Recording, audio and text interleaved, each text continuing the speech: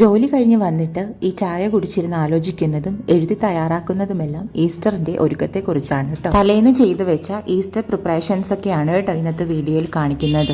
കിച്ചണിലെ work തുടങ്ങുന്നതിന് മുമ്പ് തന്നെ പള്ളിയിൽ പോകുന്നതിന് വേണ്ടി, അതായത് ഈസ്റ്ററിന്റെ അന്ന് രാവിലത്തെ കുർബാനയ്ക്ക് പോകുന്നതിന് വേണ്ടിയുള്ള ഡ്രസ്സെല്ലാം ഞാൻ എടുത്തു വെച്ച് അയൺ ചെയ്യും. എൻ്റെ കുഞ്ഞു കുഞ്ഞു സന്തോഷങ്ങളുടെ ഭാഗമാണ് കേട്ടോ ഈ ഡ്രസ്സിന് മാച്ച് ചെയ്ത് എന്തെങ്കിലും ഓർണമെന്റ്സ് ഒക്കെ കരുതി വെക്കുക എന്നുള്ളത്.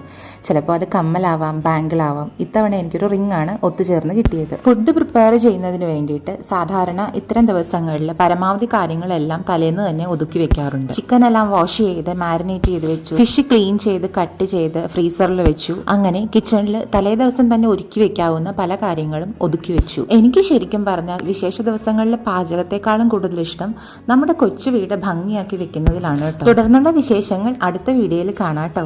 എല്ലാവർക്കും ഹാപ്പി ഈസ്റ്റർ. ചാനൽ ഒന്ന് സബ്സ്ക്രൈബ് ചെയ്ത് സപ്പോർട്ട് ചെയ്യണേ.